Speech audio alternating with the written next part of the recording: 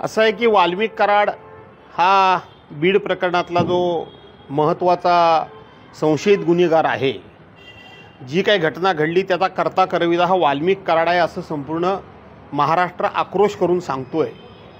आमच्या पोलीस खात्याचं नाव खूप मोठं आहे, पण नाव मोठं आणि लक्षण खोटं अशी परिस्थिती आज महाराष्ट्रामध्ये पोलीस खात्याची झालेली आहे।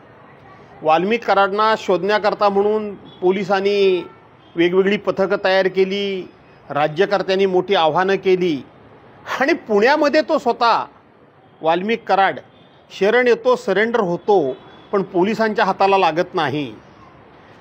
हे लागत नाही म्हणून का लावला गेला नाही किंवा आजच तो शरण झाला याच्यावर सुद्धा शंका उत्पन्न व्हायला अशी जागा आहे की आजच आम्ही वर्तमानपत्रामध्ये असं वाचलं की काल राज्याचे मुख्यमंत्री देवेंद्रजी फडणवीस आणि मंत्री धनंजय मुंडे हे सह्याद्री अतिथीगृहावर दीर्घकाळ चर्चा करत होते।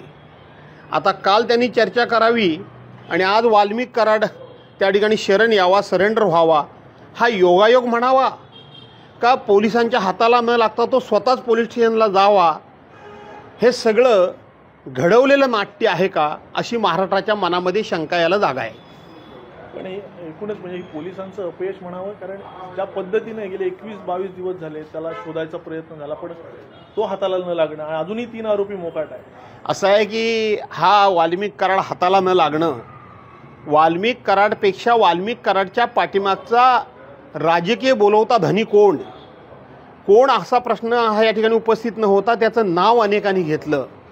तो राजकारणामधला सत्तेमधला एक मंत्री असताना पोलिसांची हतबलता आहे का या ठिकाणी सत्ताधारी पक्षाचंच या वाल्मिक कराड आणि त्यांच्या सहकाऱ्यांना संरक्षण आहे, अशा पद्धतीनं संपूर्ण महाराष्ट्राच्या मनामध्ये एक शंका निर्माण झाली होती। आणि म्हणून मी म्हटलं काल सह्याद्री अतिथीगृहावर राज्याचे मुख्यमंत्री तथा गृहमंत्री आणि ज्या मंत्र्यांचं नाव घेतलं जातं या सगळ्या प्रकरणामध्ये ज्यांचा आशीर्वाद आहे असे मंत्री एकत्र भेटतात आणि आज त्यातला मुख्य आरोपी स्वतःहून पोलीस स्टेशनला हजर होतो, सरेंडर होतो। या सगळ्यातून महाराष्ट्रातली जनता नक्कीच योग्य तो बोध घेईल।